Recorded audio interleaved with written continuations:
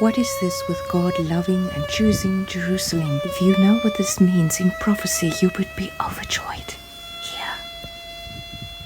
What is this with God loving Jerusalem? It is His holy city, God preferring it and choosing it.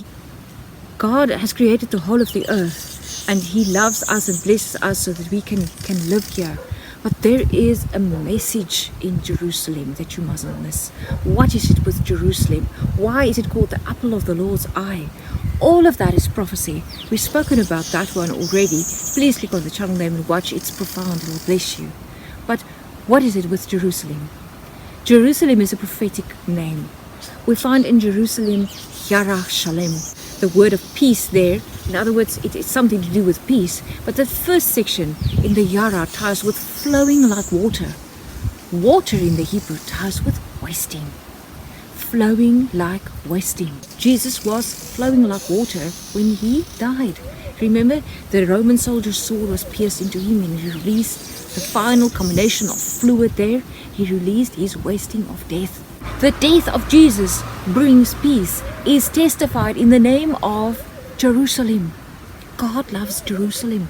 God loves to give you peace by the death of Jesus. It's the place of the looming up of Jesus' death. Jesus was crucified in Jerusalem, fulfilling the prophecy of Jerusalem. One can even hear in the name of Jerusalem, Yaruach Shalem. In other words, Yahweh, the holy name of God, referenced there in that abbreviated form. You can hear in breath released. In the very first time we encounter that name of God in the Bible, it is spoken of Him under that name, that God is the breather out of His breath to give life. Remember how He gave life in the first place? By breathing out. Yahu Ruach, God's breath is peace. Jerusalem. Don't you love it that God loves that? Because God loves to give us peace, He gave us Jesus who died, releasing breath, so that we can have recompense and peace with God. It is our only way. We find that the temple being in Jerusalem is part of that prophecy. And Jesus explained that. Remember, He spoke of the temple that would be destroyed and that He would be restoring it in the time of free. He would build it up. And He was speaking about His body. The temple has the testimony of the body of Jesus. That would be dying, no longer seen, gone. Remember, the physical temple also shown that. The temple was there, built by Solomon, Prince of Peace. Alright, the one that's supposed to bring the peace, prophecy of Messiah. The temple was there. It was no longer seen. It was consumed by fire.